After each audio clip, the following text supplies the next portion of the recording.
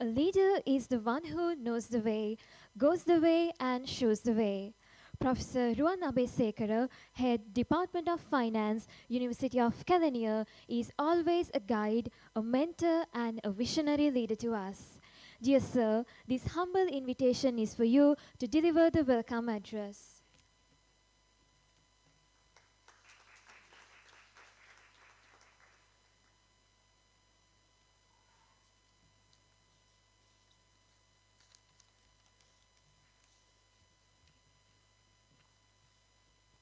Good evening to all of you.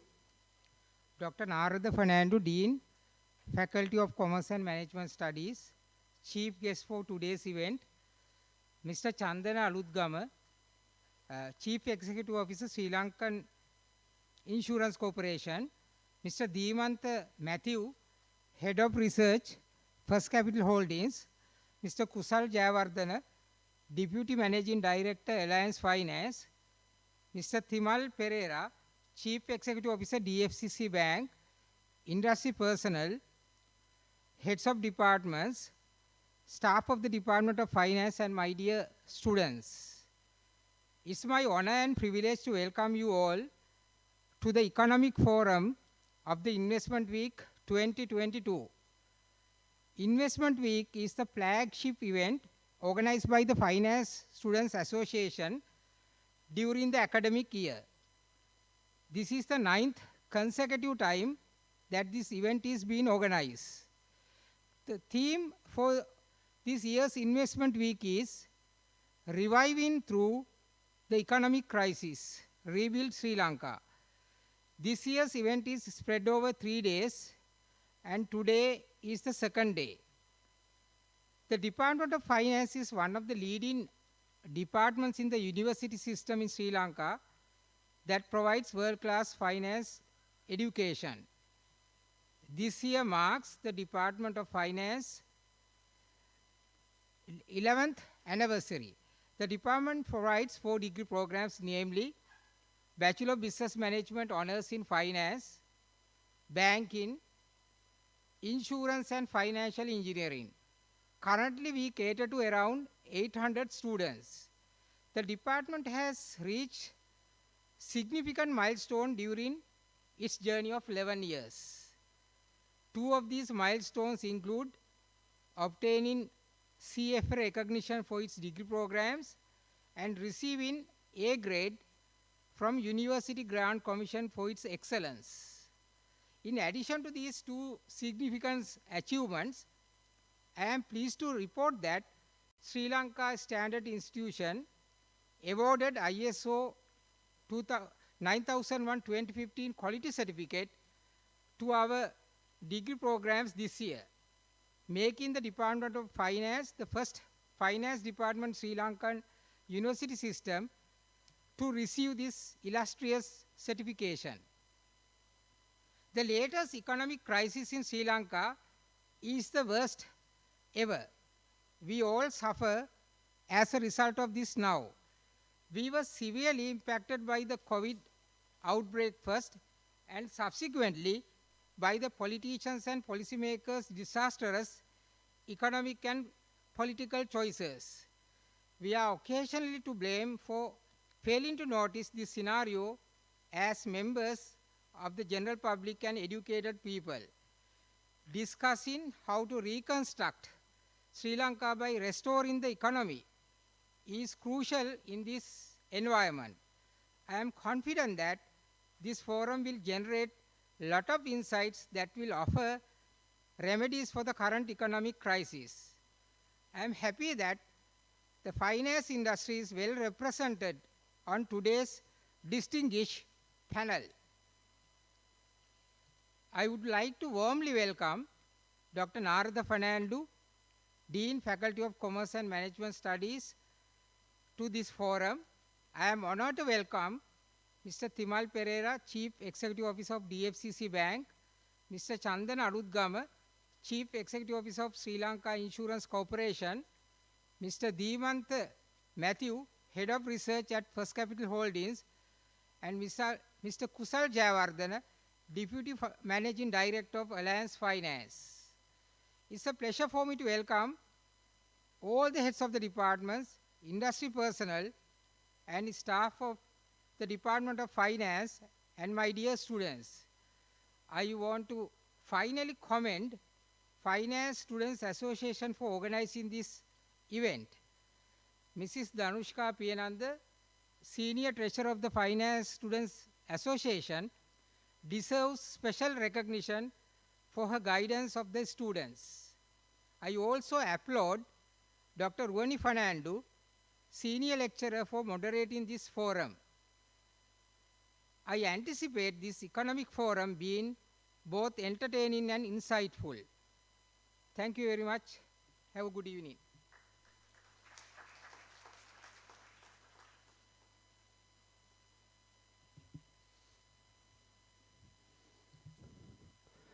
Thank you, sir. As one of the leading faculties in the University of Kelaniya, the Faculty of Commerce and Management Studies focuses more on strengthening the platform where knowledge is created. It has come a long way with the constant support and guidance from Dr. Narada Fernando, Dean, Faculty of Commerce and Management Studies. Now, I cordially invite our chief guest for the day, Dr. Narada Fernando, Dean, Faculty of Commerce and Management Studies, on stage to enlighten the audience with your precious words.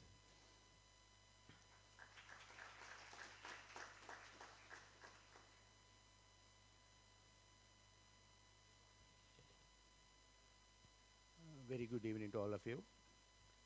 And, Professor Ruana Besekara, Head Department of Finance.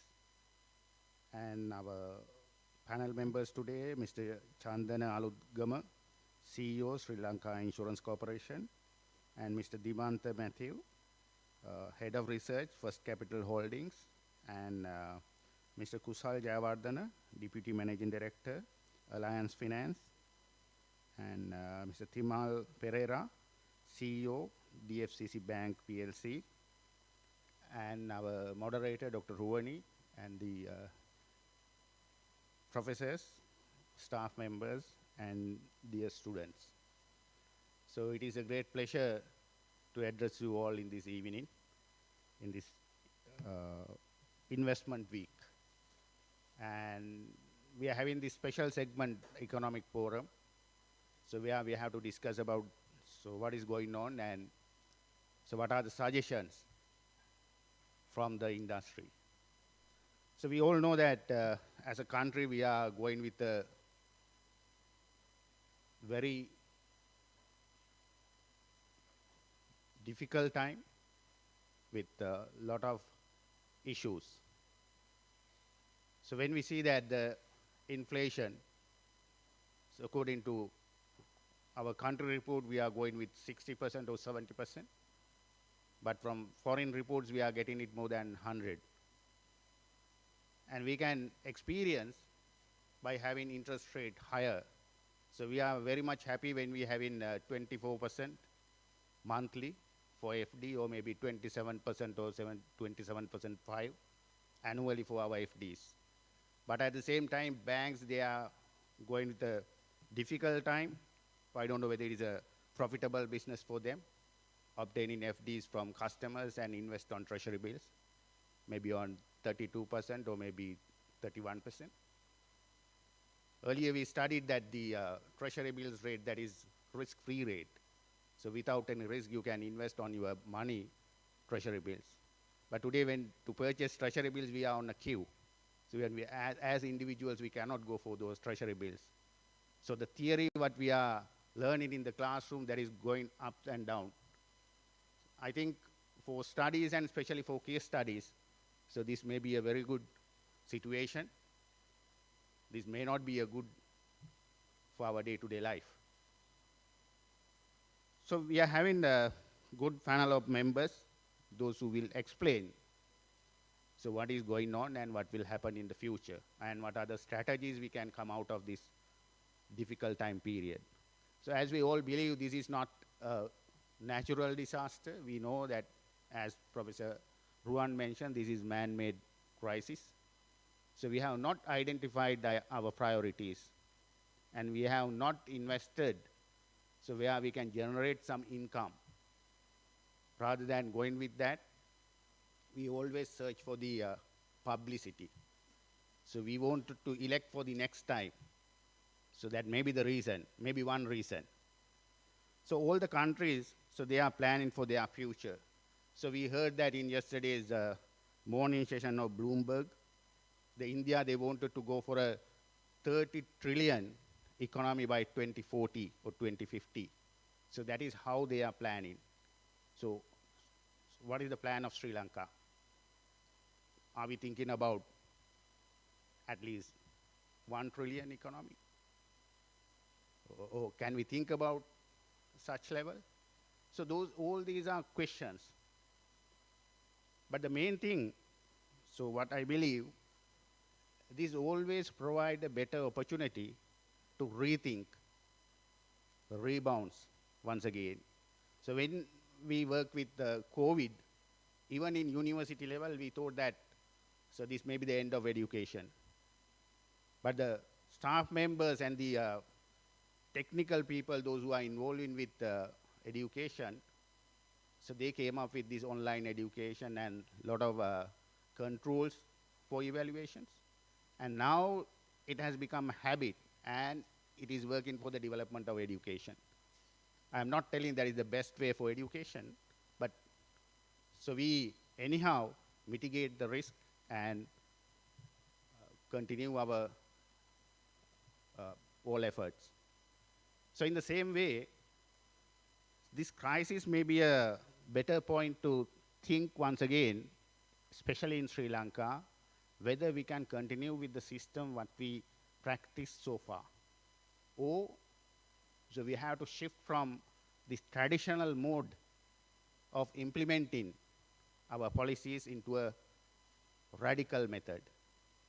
So all will decide if we can survive up to 2024 or maybe 2025. So that may be a short-term period, but we have to experience this for a longer time period. I hope that maybe at least 2026. So we have to go with a slower growth. But anyway, I want to thank for discussing these matters by the Department of Finance, by organizing this investment week, and especially for this economic forum. And this will give some insight to all our students.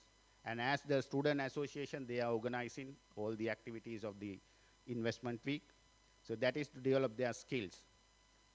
So I must thank Student Association of the Finance Department, as well as the Mrs. Danushka Piyananda as the mentor of the Student Association. And I hope today's discussion so will provide some better insights about the situation, and if we can implement such in future, we can have a better day. Thank you. Thank you very much.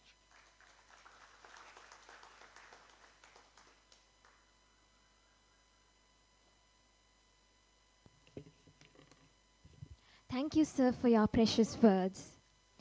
As we all are aware, the country's inflation rate is at its peak, interest rates are rising high, and we are running out of foreign reserves. So, aren't we in a financial and economic crisis? Yes, definitely we are. So, we believe that it's the best time to discuss the strategies to overcome this financial and economic crisis. Navigating through the crisis, the Economic Forum will be the best platform to exchange the thoughts of expertise. This forum will also provide some insights on how the financial services industry can emerge and persist through the current economic crisis in Sri Lanka.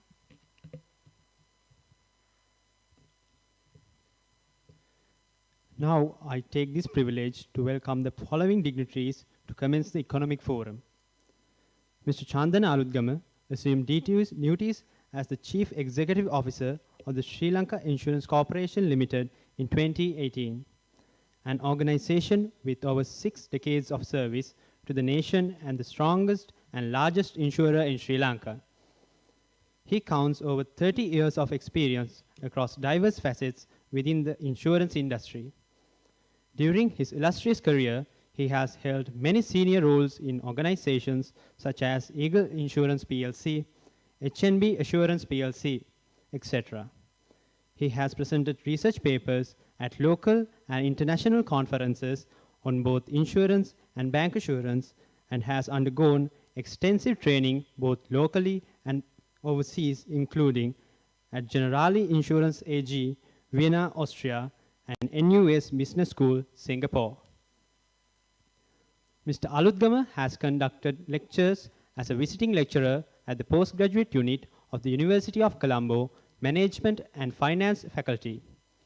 He holds a master's degree in business administration from the University of Colombo, a Bachelor of Commerce degree from the University of Kelaniya, a fellow and chartered manager of the Chartered Management Institute of United Kingdom, and a senior associate of the Australian and New Zealand Institute of Insurance and Finance.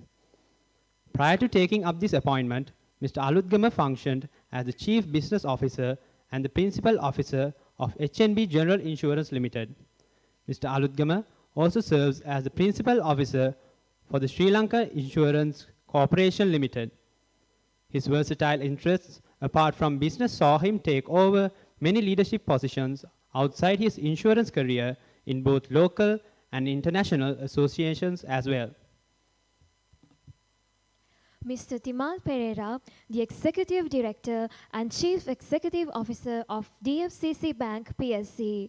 He is also the Chairman of DFCC Consulting Private Limited, Synapsis Limited, Equity Partners Limited, and Lanka Industrial Estates Limited, and serves as a Director of Lanka Pay Private Limited, Lanka Ventures PSC, and LVL Energy Fund PSC, and is also a Director of the Association of Development Financing Institutions in Asia and the Pacific. He has held several senior positions in banking and has over 3 decades of experience in the financial services sector, both locally and internationally, having been with the HSBC Group, Commercial Bank of Qatar, Barclays Bank PLC, and was at HNB prior to joining DFCC.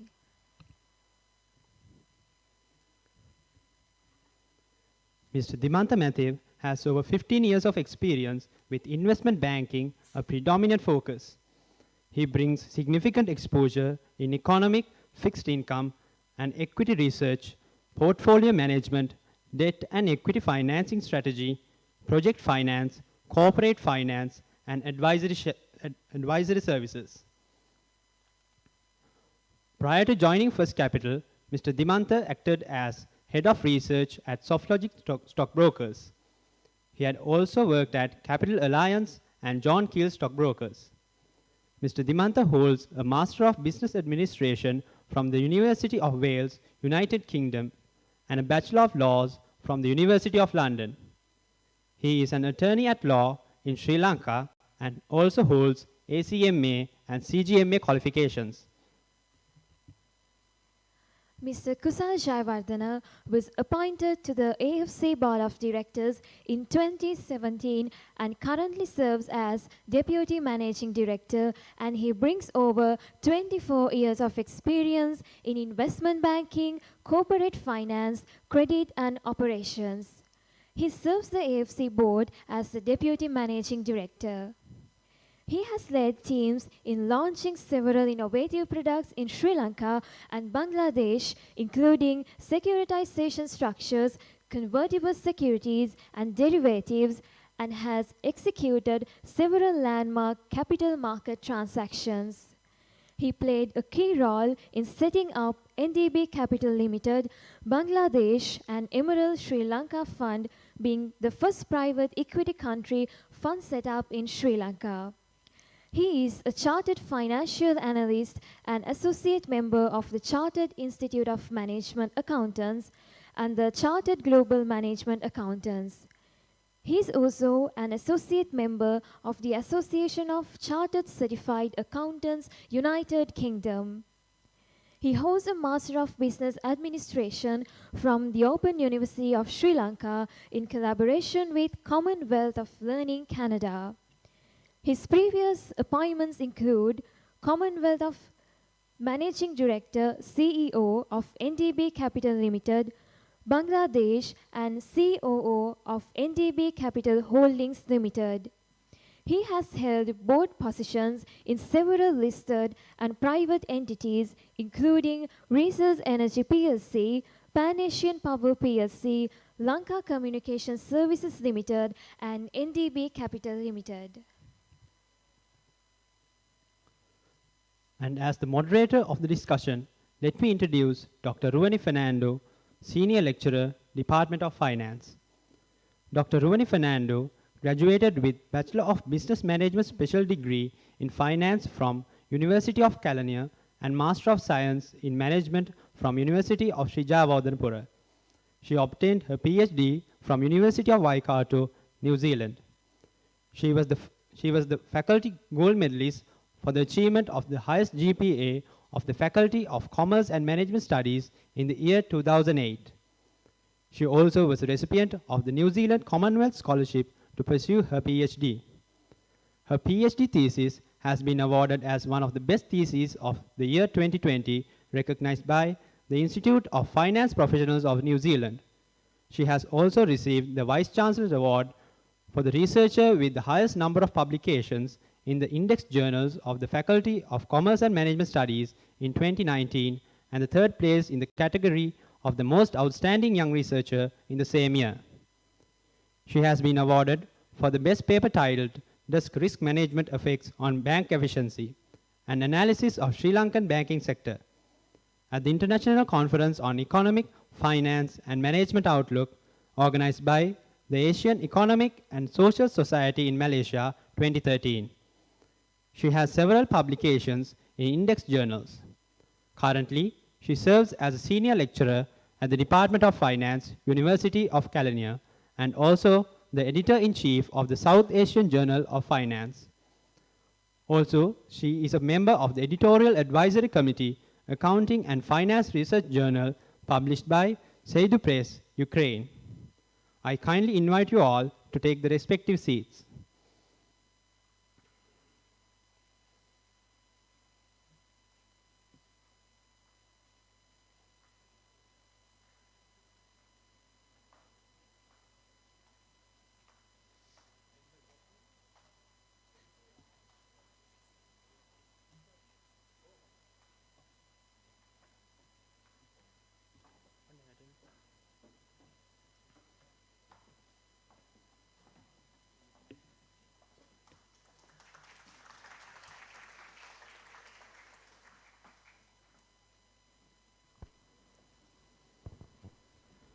Now I would like to hand over the session to Dr. Ruwani Fernando, moderator of the Economic Forum.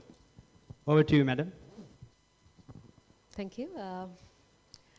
Good evening, everyone.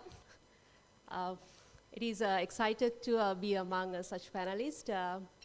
I think like the Dean of the Faculty, he gave a very nice introduction to the forum. So that gave me a kind of relief to start the forum. So the theme of the forum is, it is the reviving through economic crisis, rebuild Sri Lanka. So rather this is the theme of the investment week.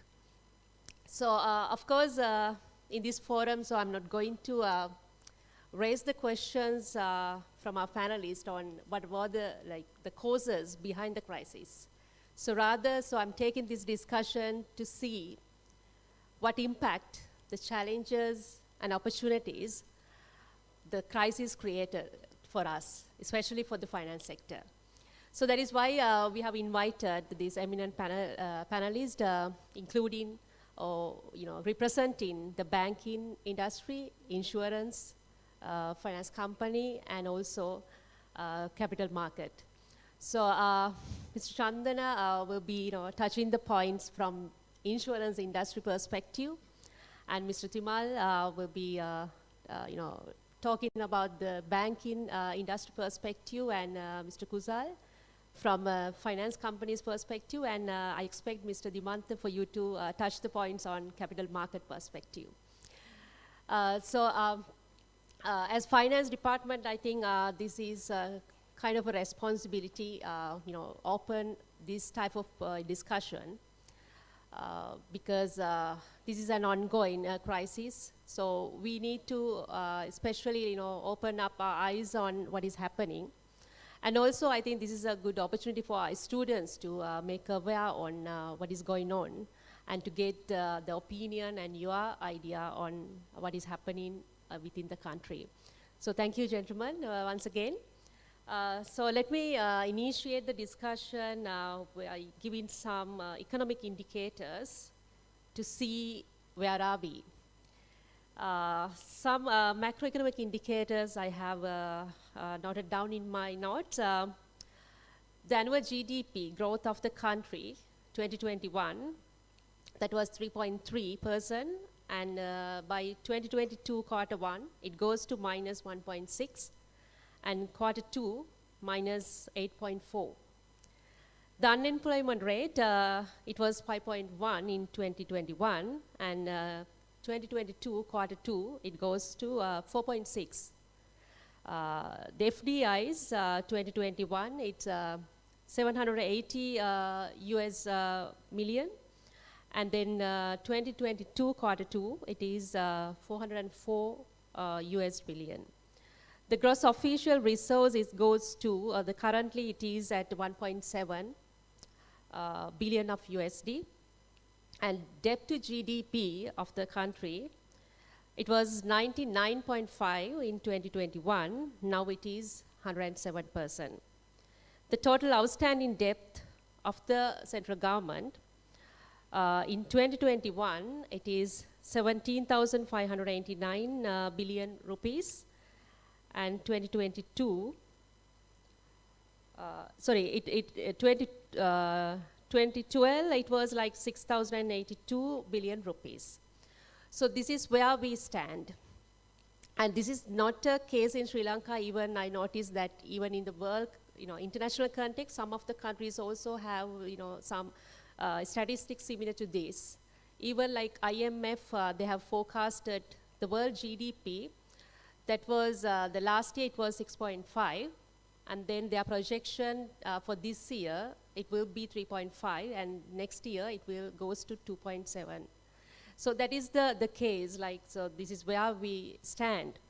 So this is why we invited the eminent panelists to discuss what is the impact it has created to these industries, and what challenges they faced, and what solutions that they can bring to overcome this. So talking about the financial crisis, I think that is mainly due to the poor the macroeconomic management, and then the imprudent ways of handling the fiscal operations that was the reasons behind the crisis. So then from these panelists we can see how they have reacted to the crisis. So let me start the discussion with by referring to this statement. This is I have extracted from Sunday morning, the last Sunday, 20th November. The headline, it says, the banking sector hit by economic challenges. It says the profitability of a number of licensed commercial banks in Sri Lanka appears to have taken a hit in the first 9 months, or during the quarter ended on 30th September. The profits recorded by banks declined year on year amidst many setbacks due to the prevailing economic crisis, including a lack of rupee liquidity in the banking sector and diminished flow of foreign exchange. And thereafter, all the statistics were provided in that article for the leading banks in Sri Lanka. At the end of the article, there was a statement by First Capital, so they forecasted that the next quarter also will continue like this. It was you, Mr. Dimanta, I guess. So he was the person make the review on that aspect. So the question is not for you, but to Mr. Thimal. So Mr. Thimal, how do you see what is the real impact it has made by the crisis to the banking sector? What can you add in addition to the statistics that I have given to you?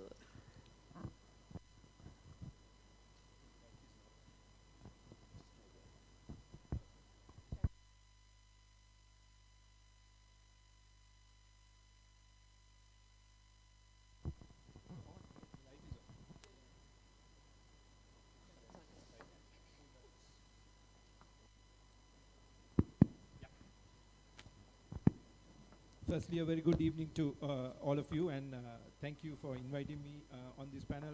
It's really a pleasure and an honor to be here this evening. Thank you for the question, Ruani. I think before I just get into the specific question you asked about how this financial crisis is affecting the banking sector as at now, I think it's worth our time going back a couple of years and looking at what has transpired in the country, starting from probably the Easter bombings, followed by the pandemic, and then of course the current financial crisis that we are faced with.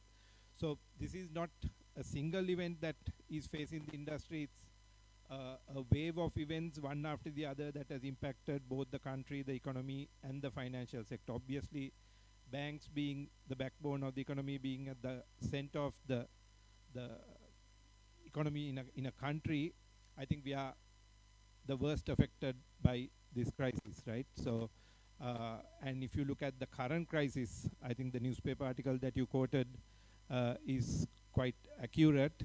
I think as we are coming out of the dollar liquidity crunch that we faced during the early part of the year, of course that has improved to an extent with the new central bank governor coming in and his policies as he has rolled them out.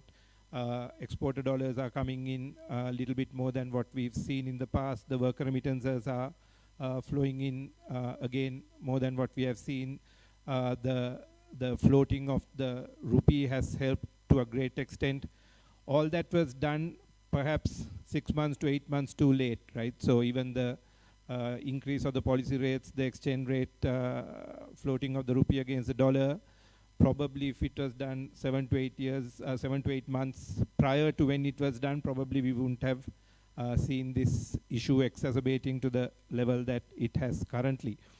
But going forward, we are quite optimistic with the IMF funding coming in and the promise of the funding that is on the table as we speak. Obviously, sooner that comes in, the better. But having said that, the economic crisis has had significant impact on the economy, right? As a result, we are seeing massive fall-offs in business. It's particular industries specifically. Obviously, tourism has been impacted for the last 2-3 years, but following on from that, the construction industry, the renewable energy sector, the importers in the country are seeing a massive fall-off of the current dollar crisis as well as the economic challenges. So for the banks, what does this mean? Firstly, I must assure you that the banking sector at the moment is well capitalized, it's stable, the liquidity in the banks is at an acceptable level. So there is no risk of, the financial sector coming under any threat of any adverse impact as a result of this, at least as at now. So that is quite comforting for the country and for all of us as citizens of the country.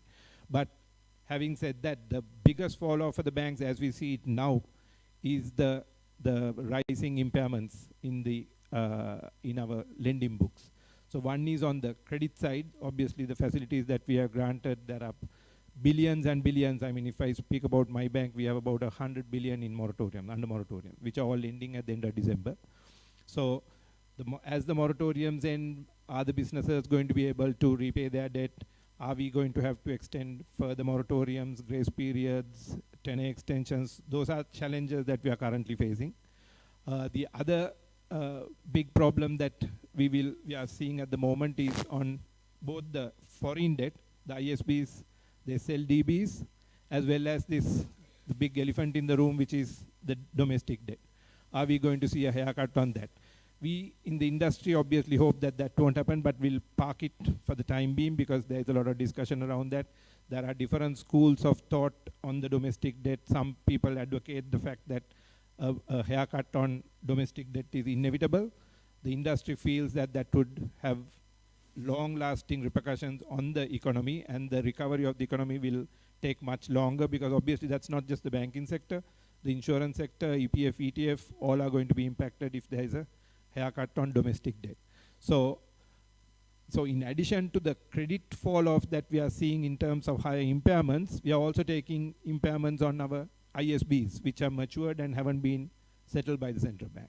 So everything adding up, we are seeing a massive hole in our P&L. We are not in negative territory. Most banks are not in negative territory. If you saw the third quarter results, most banks have seen a significant dip in their profits compared to the first 2 quarters, as well as year on year compared to 2021 as well. But this fall off and the rising impairments are likely to be seen going forward as well. And as the banking sector, what we are currently working on an extensive basis is hand-holding our clients, working with them, understanding what their cash flows are going to be.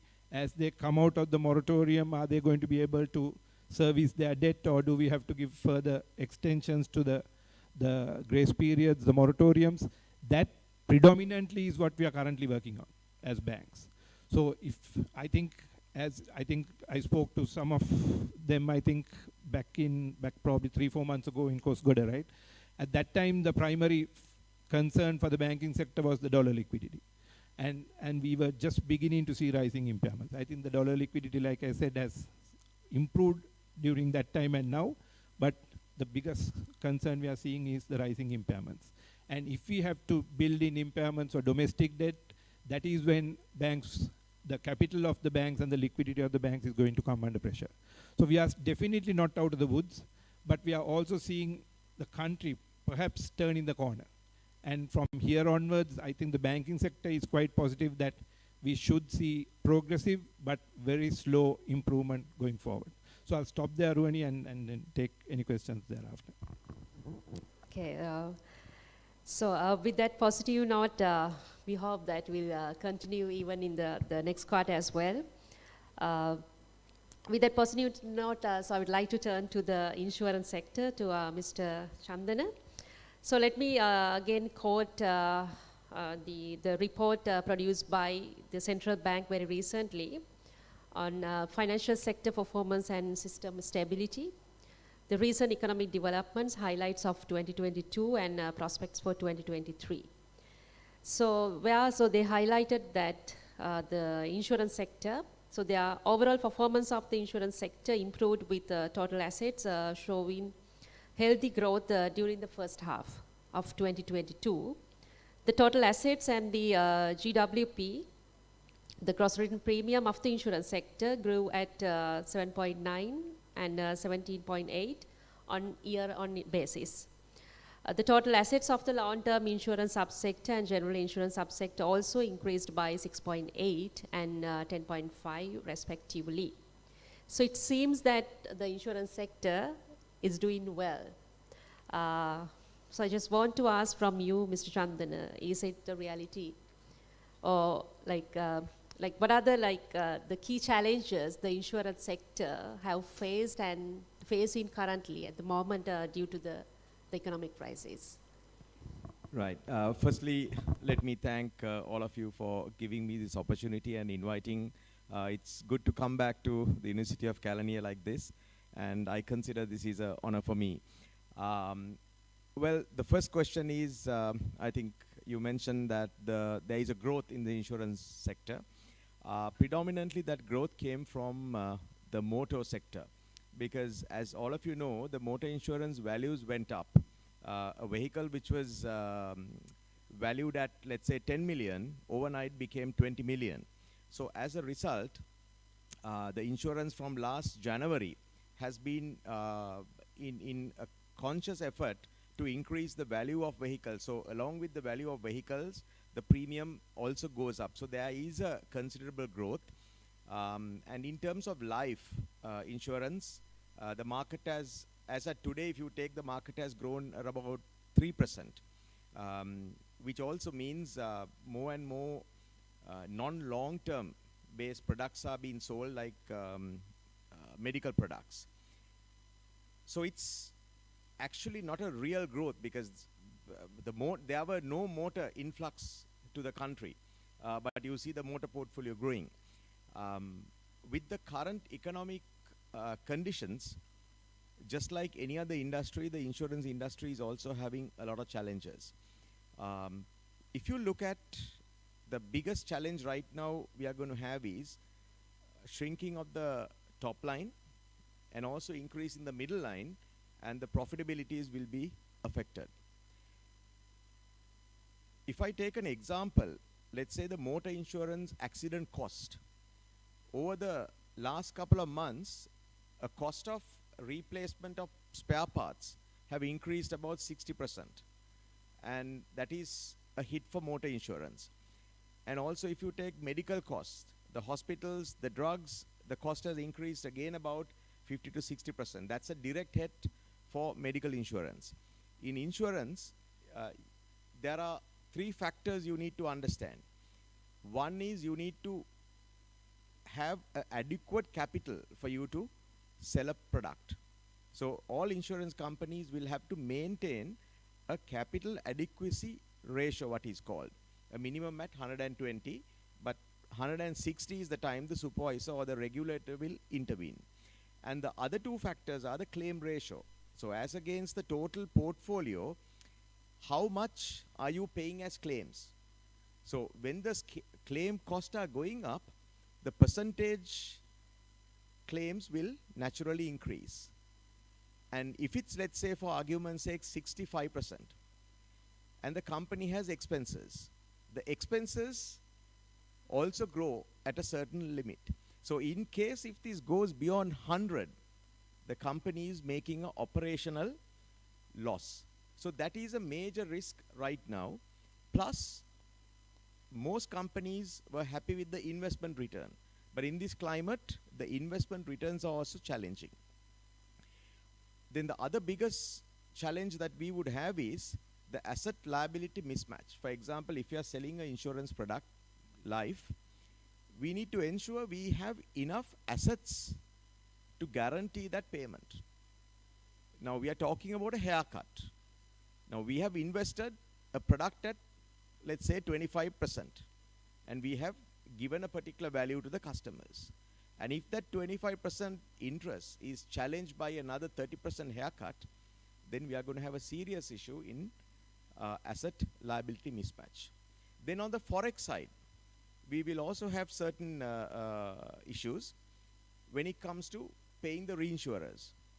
If you don't pay the reinsurance on time, there might not be a cover, because the insurance predominantly again work on the basis of reinsurance. You can't write all the risks.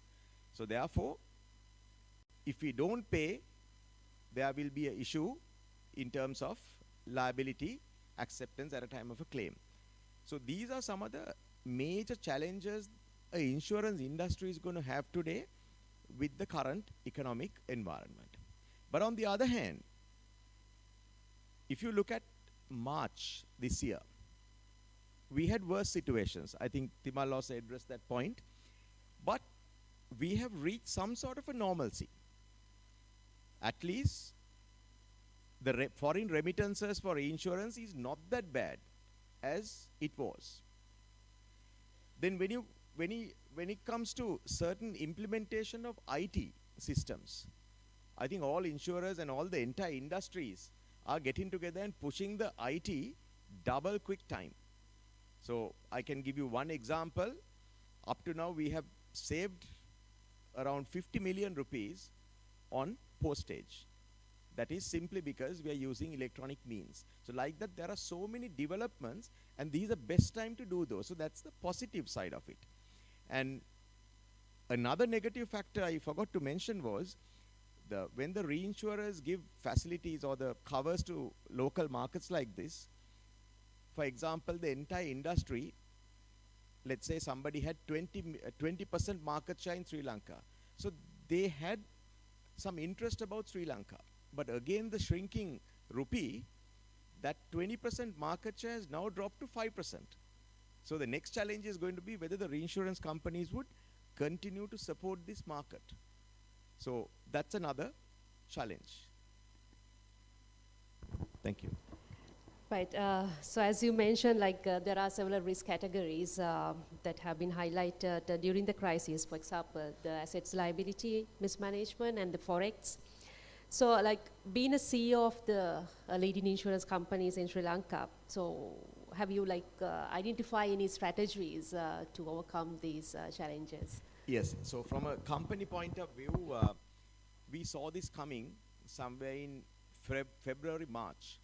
So that's where the top management team, we got together and we formulated different strategies, granular level attention to certain. For example, we even started monitoring because customer engagement was very necessary in a crisis like this. And when a market is not growing, what usually will happen is, we being the largest player, all the others will try to grab customers from us. So even to monitor the customer numbers, so what we did was we formulated a dashboard, and on a weekly basis, we had so many areas, and on a weekly basis, the senior team met, and it was a sort of an agile management system against the corporate plan what we had, and we were monitoring on the weekly basis. So as a result, we brought in even the sum insured increase of motor vehicles came in like that.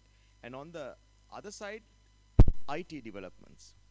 So certain developments we have to do it double quick time and bring in overnight. Then we also had a fear with regard to the reinsurers leaving us, and we will be left without any support. So we established a very good relationship than ever before. And also we personally met one-to-one, and we ensured that our treaties for next year would be renewed.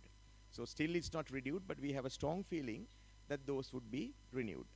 And on the cost reduction side, we had to take some drastic measures. Starting from myself, we took certain cuts, and that's how we reduced the cost. And we are also a mature organization. We have legacies, we have high cost structures. So to touch those cost structures, the best was from the top itself, we took certain cuts, and also we appointed certain committees to look into improvement areas, energy saving.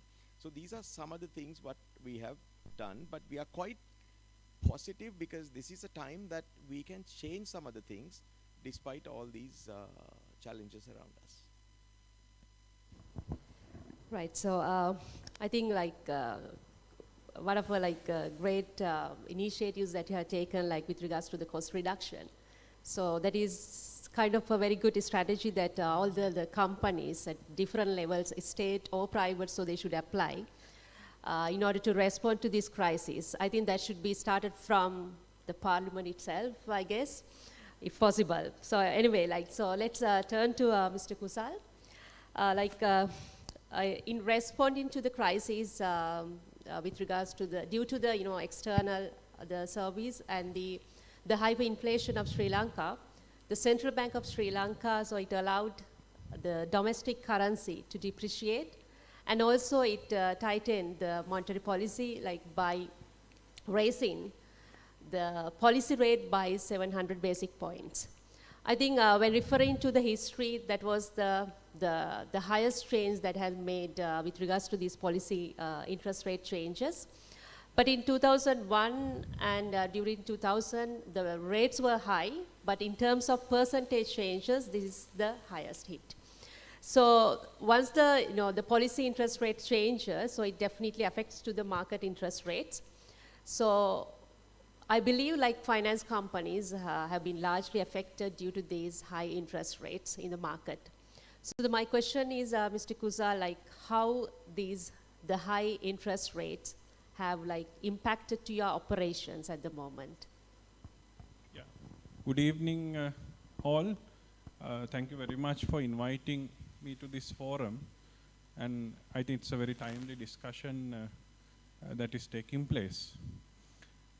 So as you said, the interest rates increase significantly. I mean, if you take, I think government securities, treasury bill rates, which were around 8-9%, went past 30% in a matter of maybe few months.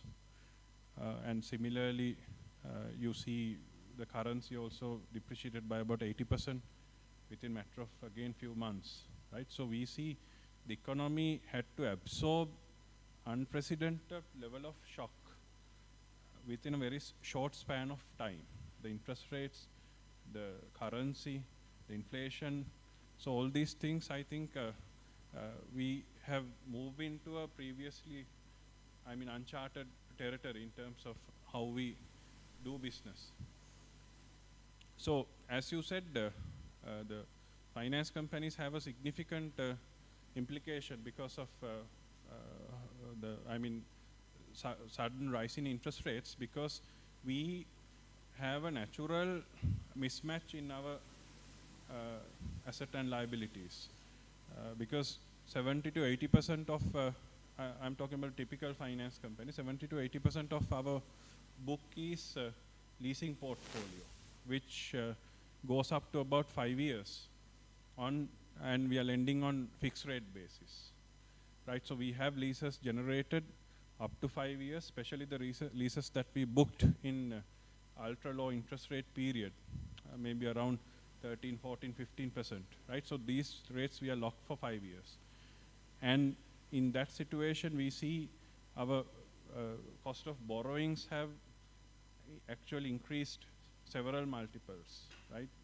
I think it's if you take from March to now, I think it has almost doubled now, because the deposit rates were around, single digit, which is now, between 25 to 30%. So this is the biggest impact that we are having. There's a significant compression in margins that is impacting profitability. So that is the main impact.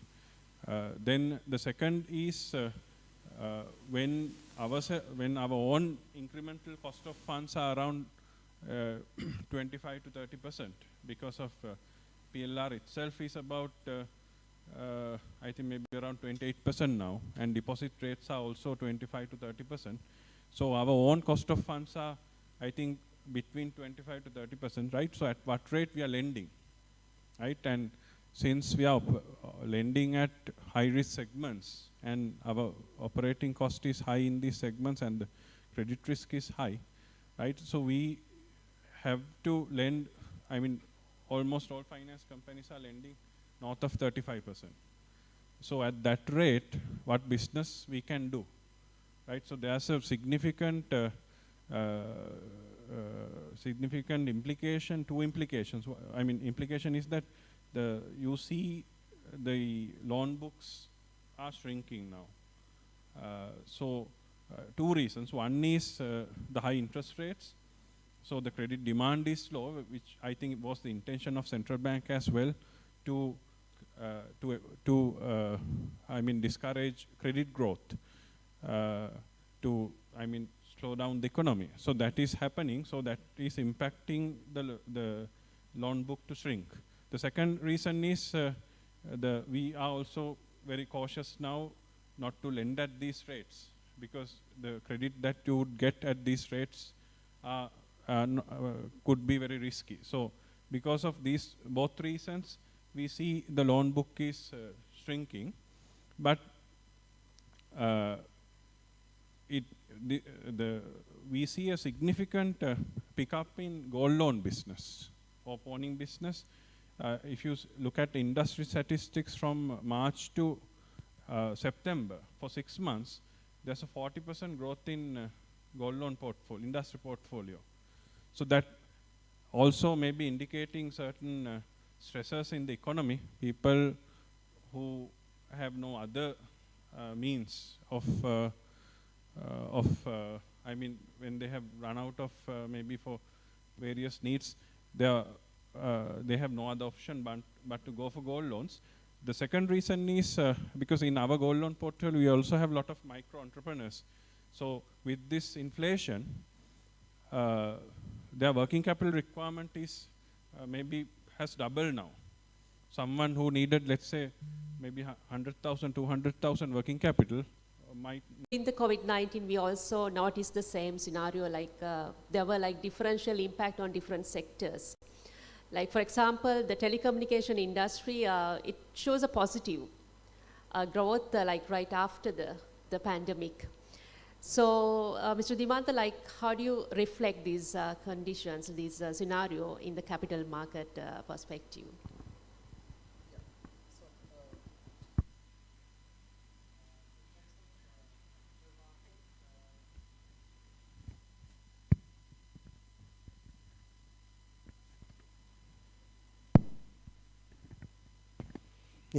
In terms of capital market, let me just explain the capital market first. When you say capital market, a lot of people think it's the equity market alone, but that's a sort of a wrong perception. Capital market is both the debt market and the equity market.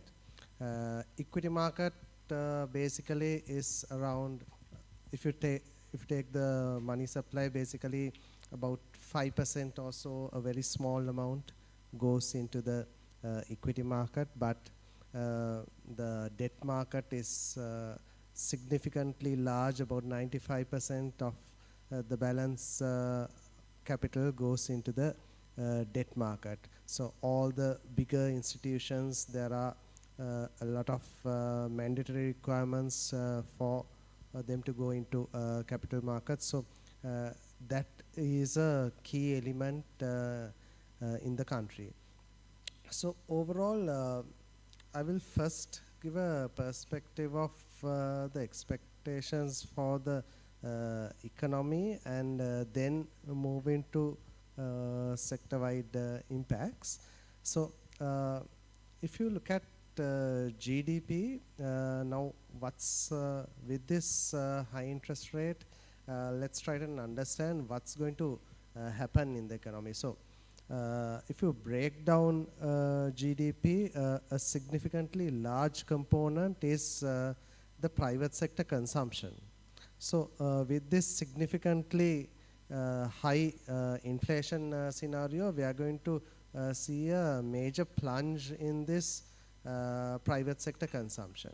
Now, that is one key reason why the GDP is going to go into negative. So we are a bit more pessimistic than the rest of the institutions. We think GDP growth is likely to be about negative 9 to 12% this year, and probably around negative 4 to 6% next year, which is a significant reduction in the actual GDP amount, and we will only be likely to record a positive GDP by around the fourth quarter of next year. That's simply because once you kill consumption, it's going to be significantly difficult to turn the spiral around and to make it positive. So basically, at these interest rates, we are going to have a significantly higher level of savings. So what we are doing is basically contracting the economy. We are purposely contracting the economy. Why? Simply because we don't have dollars. Now, with the foreign reserves going next to zero, except for the Chinese swap, what we require is for sufficient exports to match the imports. So if our imports are double of the exports, you will have to on purpose contract the imports, and with that you will basically that's what we've saw with the quotas coming into fuel and so on. So you're trying to match the amount of dollars that you're going to get. So with that, remember, Sri Lanka is a import dependent country. So when you contract imports, then you're going to seriously affect significantly large number of SMEs and businesses. So with that, what you're going to see is what we are currently seeing over this third quarter and fourth quarter is a lot of bankruptcies and a lot of job losses. And with that, you're also seeing a lot of brain drain happening. So with that, what is next in line? Because there's no point of talking about the negatives. Where are we going to see the positive impacts starting to happen? So by around the first quarter, second quarter of next year, all these job losses is going to create a new entrepreneurship. So with that, there's going to be a shift in the economy, probably more towards exports, or more new industries are likely to emerge. So with that, we will see a wave of new businesses coming in during the first half of the economy. And then with that, towards the second half, you will see the acceleration in demand. Now, even inflation, what you will see is now with the dollar being stabilized with imports matching the exports, you will see a much more stable dollar situation, and highly likely that the central bank will not allow the dollar to appreciate, because it's a more appropriate solution to absorb the dollars and build the foreign reserves, rather than letting it appreciate. Because if you do absorb and build foreign reserves, then the exchange rate will automatically improve. So in this kind of scenario, the monopoly industries, or let's say the local manufacturers, are the ones that are highly likely to significantly benefit, because you're going to have lesser competition, and then with that, you're able to simply continuously raise prices. So you would see a lot of, if you say the profitability levels of most of the listed construction players, you would see comparatively 200%, 300% increase in profitability. That is simply because you raise your prices way above the cost levels. Even inflation is at 66% now. So you raise your prices way above the cost. And with that, that's why you see the currency has only gone 80%, but certain commodity items has increased by 500%, certain 300%. So with that, all that profitability is going to go into most of the manufacturers. However, that is not going to be the case now in the coming quarters, because we are crashing consumption. Now with that, you will see a drastic reduction in volumes of all the players across the board. So everybody is going to be affected by this. So with that, you will see these profitability levels starting to come down. You will see inflation coming down. You will see prices coming down. We already saw that. So chicken prices we saw recently from 1,400 or 1,500 reduced to 1,080. That's a 33% reduction. Biscuit prices coming down. So a lot of commodity prices are coming down simply because of affordability factor. So that means the goods are not getting sold. So you're already seeing that consumption is now getting hit. So in this kind of a crisis, invariably all industries, you can't really separate a sector. All industries are going to get impacted, but if you take a recovery, there will be certain industries that will recover much faster. For example, food and beverage sector is one industry that could basically recover faster, because that will be one of the items that people require. So as salaries readjust, so everything is going to reprice with time. So as businesses reprice, as salaries readjust, as assets reprice, you will see that buying power is slowly going to come back into the economy, and we believe food and beverage sector is going to be one of the key industries that's going to recover much faster than the rest of the industries. And of course, you mentioned the telecommunication sector. Obviously, in this kind of a crisis, the way to go is digital. It's a low-cost method, be it distance learning, be it meetings. So in this high level of cost of transportation, that is a key area that people will significantly use, and you will see a lot of online things happening which will increase the usage of data. So mostly those are the areas that we think are going to benefit in the short term. Right. So since you talk about the consumption, so that was largely affected to creating this crisis, I think as an individual, we have all, all of us have contributed with different magnitudes to create this issue in the country because of the high dependency of imports.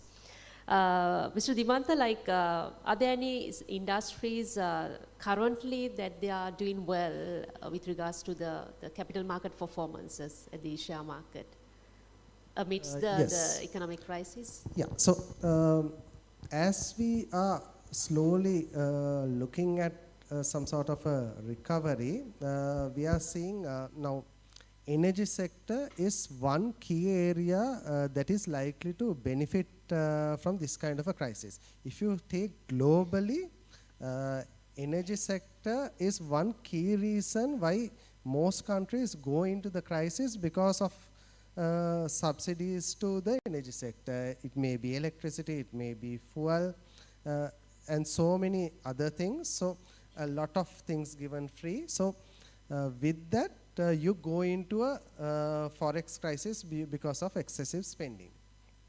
Now, with that, what naturally happens when you go into this kind of a balance of payments crisis, most countries, first thing that is easily done is reprice your energy. So you market price your energy. That's what's happened in Sri Lanka. So you market price the fuel, you market price electricity, you market price water. The easiest things to do. So those are the private companies of those specific industries are likely to significantly benefit because of it. And more so if you have a similar government entity competing in the same industry. Best example is Sipetco. Now, so Sipetco is finding it difficult to basically raise money, so you have to pay massive premiums on the ships, and you market price it above all those costs and market price fuel. So what the competitor has to easily do is just match the price. You will get supernormal profits, so private sector is more productive, more efficient. So naturally, you're going to get significant amount of profit. So another area in the same industry is, you could say, the lubricants market. Chevron is in the industry. So simply, again, another local manufacturer just raising prices above the cost and basically taking over market share because the smaller importers can't import the products. So again, it's mostly in the energy industry, you could say, because it's a component of crude oil again. So another player is LAFGAS. So we are still seeing losses in gas companies, but it'll be a matter of time before it converts to profitability, because you have simply market priced gas, right? So that's a key area, and that's one of the first areas that's likely to benefit in this kind of a crisis. Right. So with that, the analysis, I would like to turn again to Mr. Thimal. Mr. Thimal, in the same report, it highlighted by the central bank, in terms of the growth, the finance sector, diversified finance sector is largely affected, and it shows like negative growth of 73.8%. But however, as you mentioned, so there are some kind of optimistic, message has been given by the banks, and even I noticed one article. This was same in the Sunday morning, Sunday Observer, beg your pardon, from the DFCC. The Senior Vice President of Treasury and Investment Banking, his interview was reported there. And he highlighted some of the issues that currently the banks are facing. But at the end, the question was to him, what strategies the DFCC has taken to promote the import transactions and some of the strategies from banks' point of view. So I would like to hear from you, being the CEO of the DFCC. What measures that you have taken to manage the operations of the bank, especially, so I want to touch the point from your answer, how we are going to build up the public confidence in this crisis.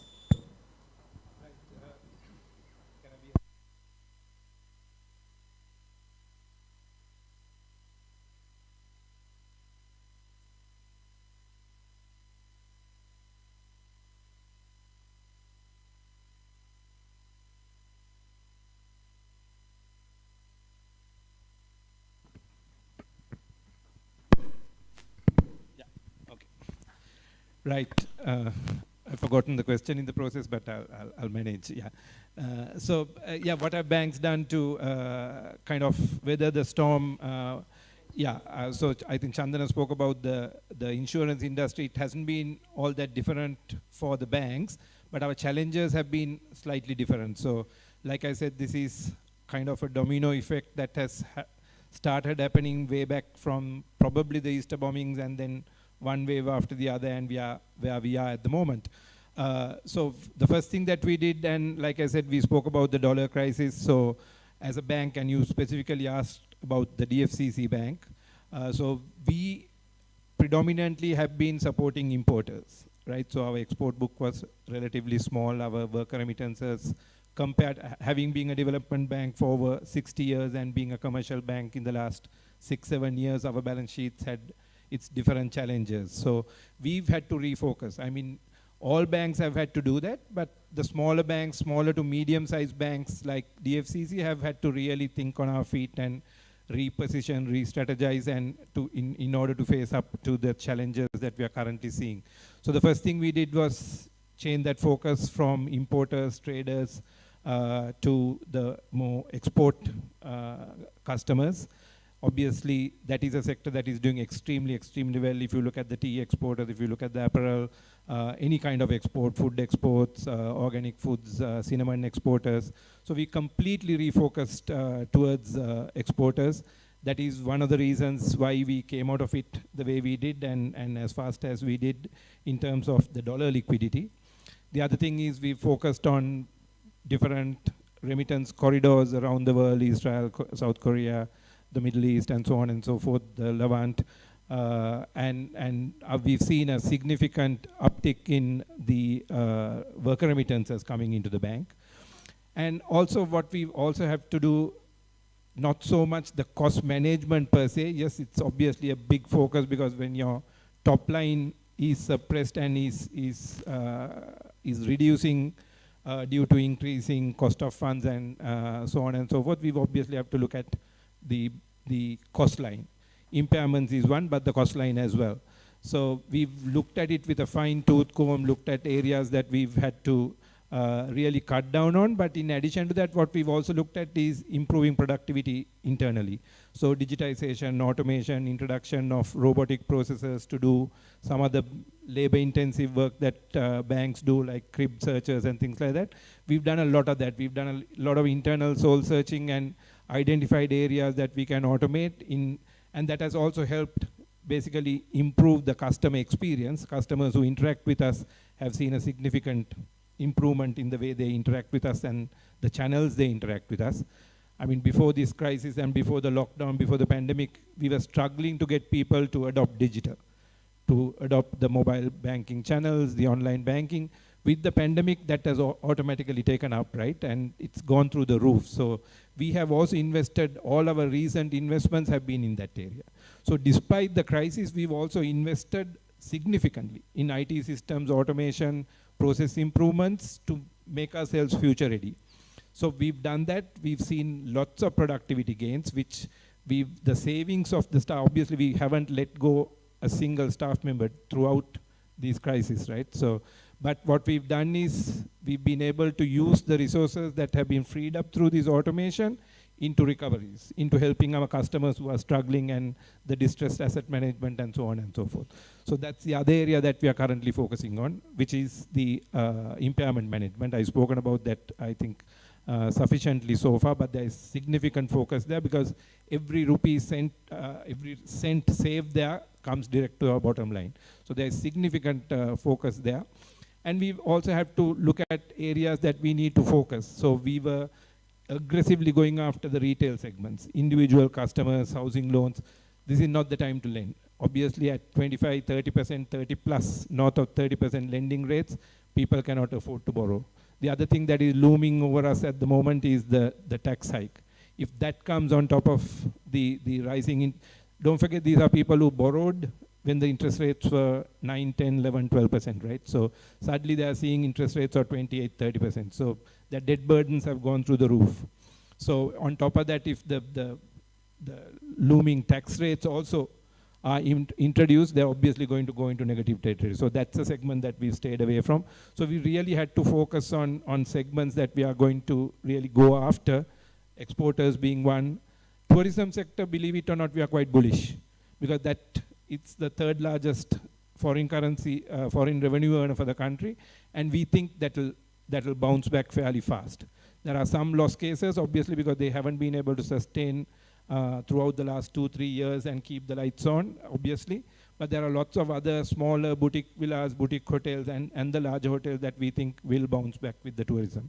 So we are quite bullish in the tourism area, the exporters, the worker remittances, and the fee income. We've had to focus on fee income as well.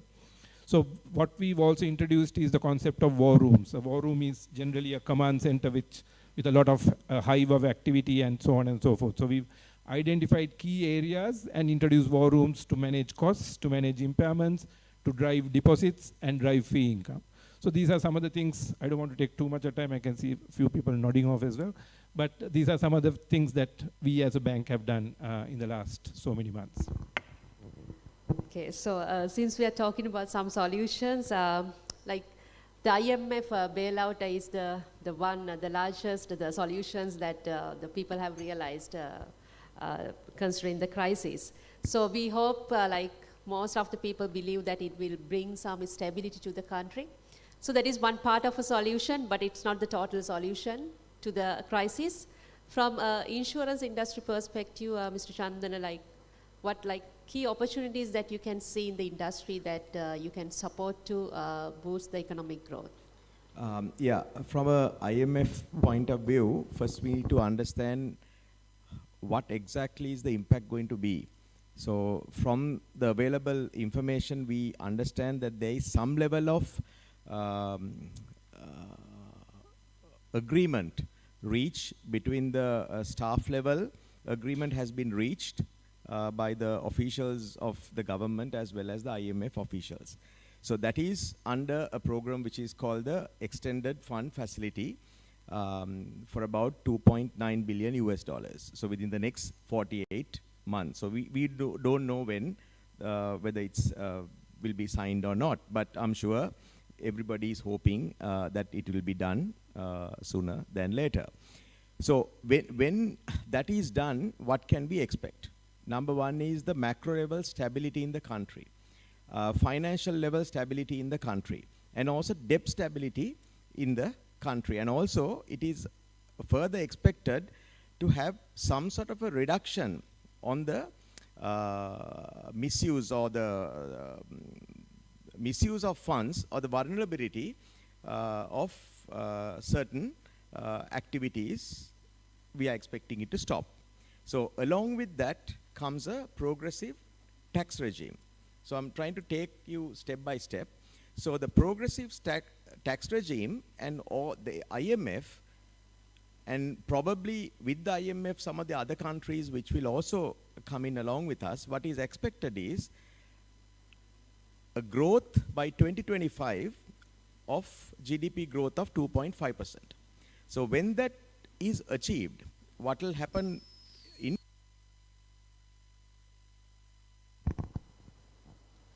Thank you. What will happen is the spending capacity, the social spend also will increase, and that's where the insurance company, like other industries, will benefit, because the people will have more spending capacity to buy products and services like insurance. Because today, unfortunately, this part of the world, the insurance service comes at the end of the basket. There are many reasons, I will not touch on that right now. So therefore, at a time of a crisis, people should be more and more aware of insurance, and they should rely on insurance, because that's the only comfort factor they will have. So with this knowledge gain as well as the spending capacity increase, you can expect the insurance also to demand to hike. On the other hand, with this development, the government will also have the opportunity to not borrow as what they are borrowing right now or what they have done in the past. So that will also give the strength to the insurance companies, where their investments, the bonds, would be honored on a timely basis. So with this part of the development, the insurance companies will have more the capital adequacy ratio or the capital adequacy, in order to give more and more products and services which will ease off the burden of the government. For example, today, I think we discussed earlier, there are a lot of dependency, starting from medical to so many education, everything is dependent from the government. But there can be insurance schemes to supplement that, and people can slowly turn into a dependent culture from the insurance.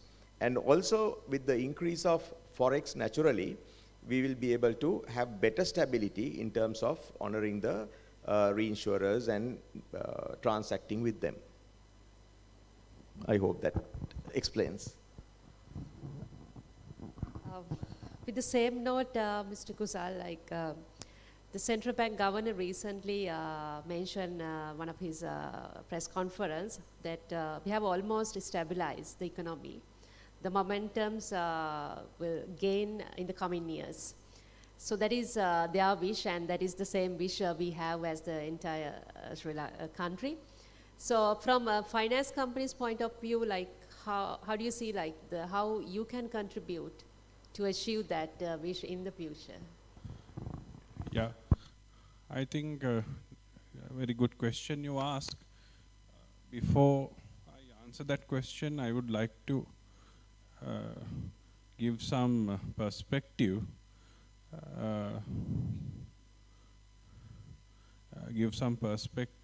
where we stand currently. So we have, if you look at the banking and finance industry, you have government banks, then you have larger private banks, then mid-sized to small private banks, then you have finance companies, larger ones, mid-sized ones, smaller ones. And then you also have microfinance companies, and you also have informal lenders.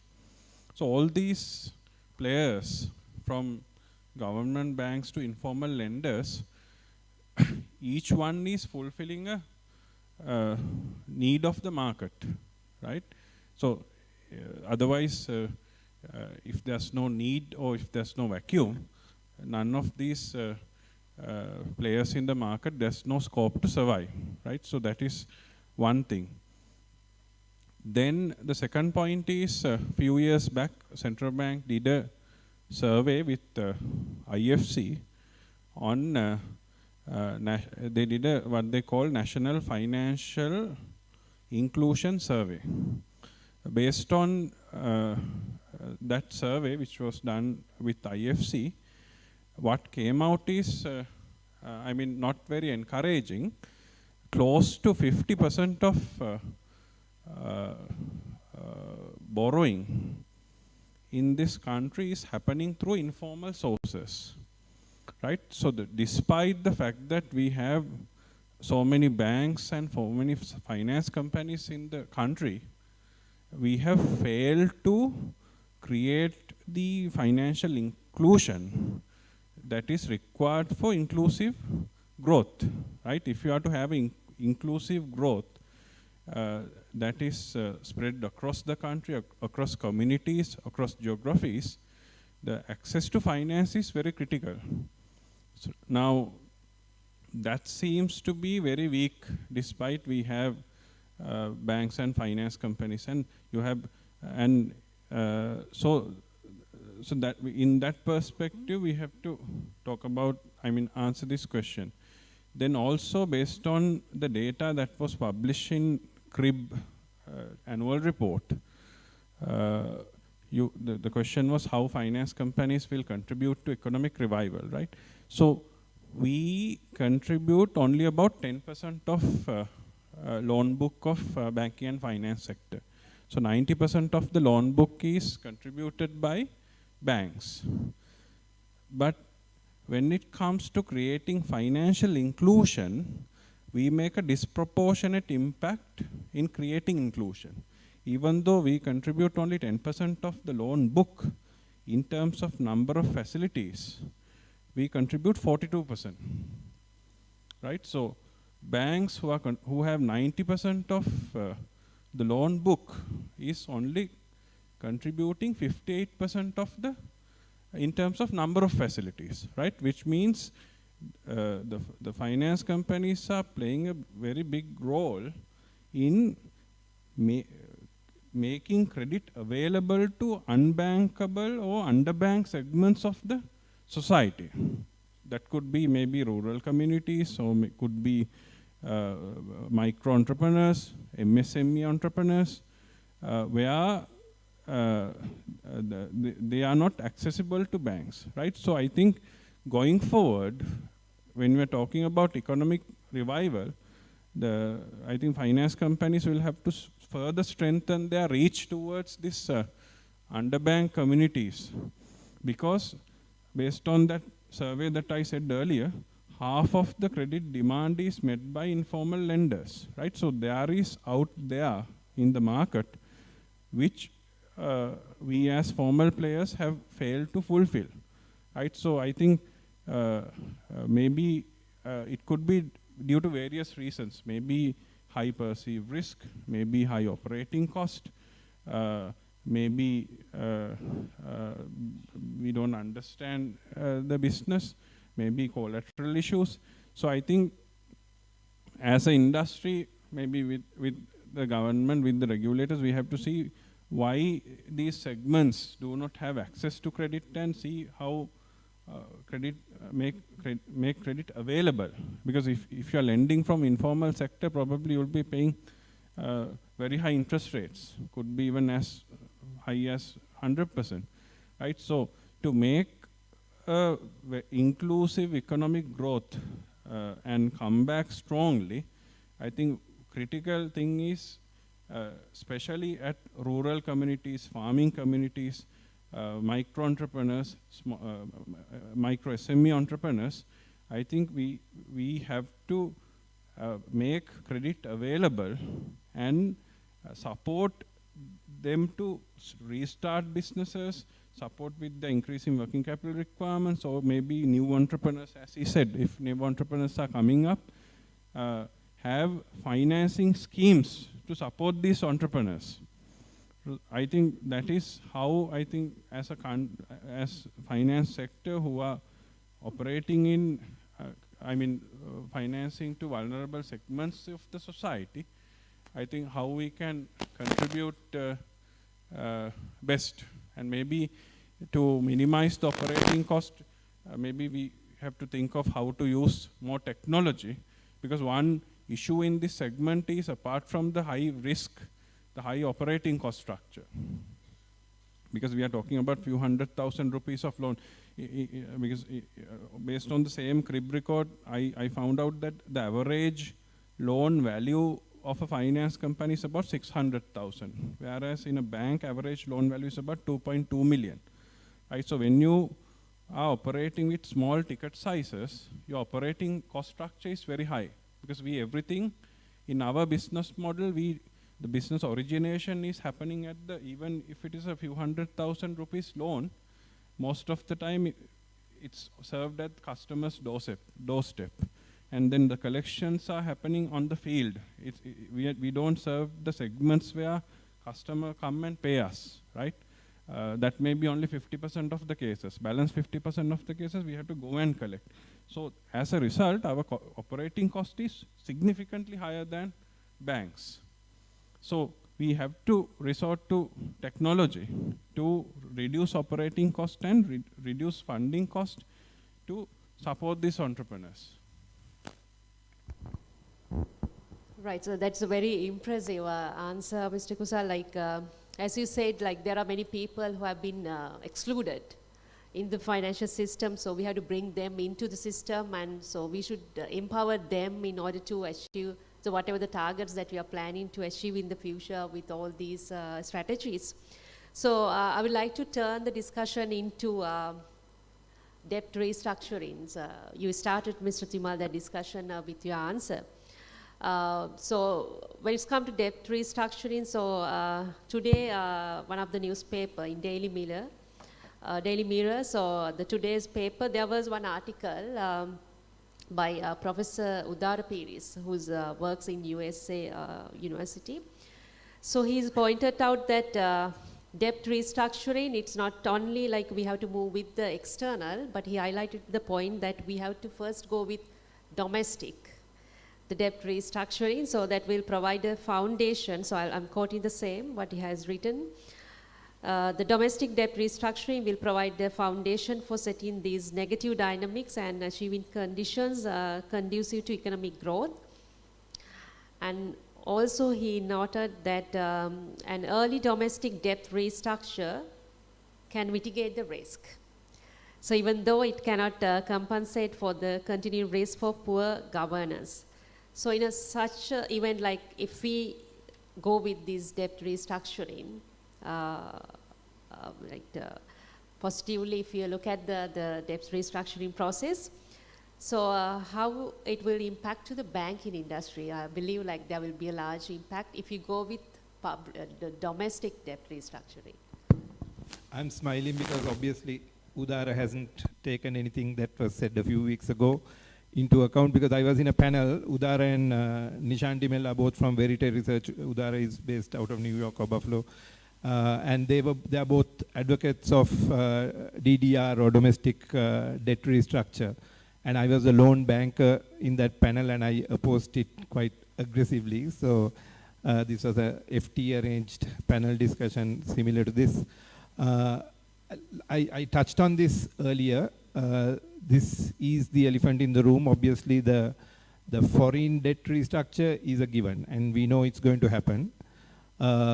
And the governor has been quite vocal about the domestic debt restructure, and I think he had taken a very good stance on it, saying if we do restructure the domestic debt, then the whole IMF deal hinges on the sustainability of debt, right? So what he maintained was that if we do restructure the domestic debt, then the whole debt sustainability becomes more challenging.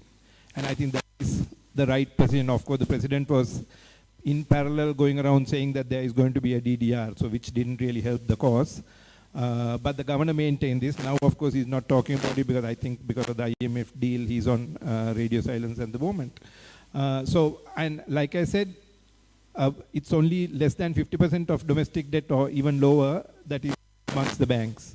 There is the insurance sector, there is EPF, ETF, that holds large amounts of domestic debt, bills and bonds.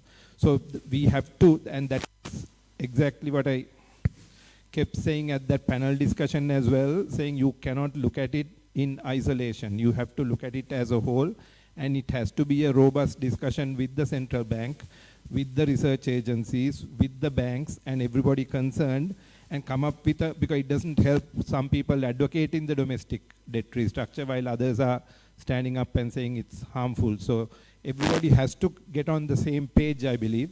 And I'm sure there is a discussion to be had, because the restructure can take, before that I must say that it may not be in our hands, right? So it will also depend on what the foreign creditors, what their stance is. If they do insist on a domestic debt restructure, saying it has to be fair, and everybody has to take a haircut, not only the foreign creditors, then we may not have a choice. But I think it can take different forms. And I think I did ask a question from Nishan during that discussion, although I didn't get a straight answer.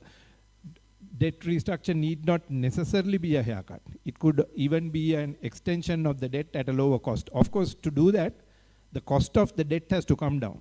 So interest rates need to come down. If you go and extend the debt at the existing rates, it's not going to help anybody. It's the same thing.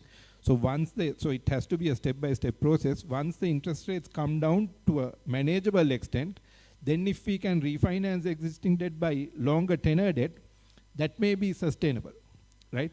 But what I also said was, we may call that an extension, but the auditors may call it a restructure. And then if the banks are forced to take a haircut or build provisions or impairments on a debt extension, so that is the other party that needs to come to the party, the auditors. They need to be on the same page as well. If we are forced to take haircut and build impairments on a debt extension, we are back to the same page, because our capital is going to be significantly, when I say our capital, it's the banking industry, is going to be significantly impaired, right? And this is not the time to raise capital. We were fortunate as a bank, we managed to get some capital in just before all this blew up, and we had a rights issue. At the moment, nobody's going to put money, and the investors, our shareholders, are not going to put additional money into capital. So that is the dichotomy that we have. But it is, I don't think there is any clear direction at the moment, but it definitely has to have a collective discussion and a decision on domestic debt restructure, taking into account the impact on all segments. So, Mr. Dimantha, like in the same phenomena, like how this debt restructuring will be, impact to the capital market, especially to the debt market. Yeah. So let me give some statistics on debt restructuring. If you take globally, debt restructuring, you divide it into external debt restructuring and domestic debt restructuring. So 50% of countries globally over the last say 30, close to 30 years have actually only done the external debt restructuring. And rest of the 50%, you could say a further 80%. So then altogether 90% of the countries. So that balance 80% out of the 50% has only done out of the domestic debt component, the foreign currency domestic debt component has been restructured. So if you take the total number of countries, around 10% or less than 10% have actually restructured local currency domestic debt. So there's a critical reason for that. If you take now the IMF themselves have a white paper done.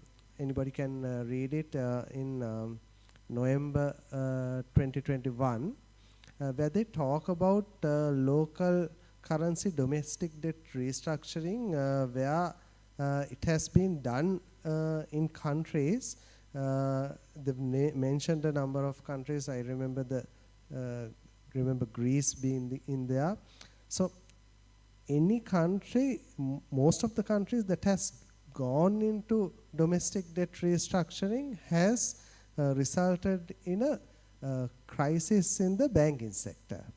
So if you take Sri Lanka, so you can see that a large number of this domestic debt, if you take the bills and bonds, are centered around the finance sector. The banks, the finance companies, the insurance companies, then you have the EPF, ETF. So in such a situation, Sri Lanka's exposure of bills and bonds into this finance sector is again much higher than those countries as well. So basically then it's going to have a significantly higher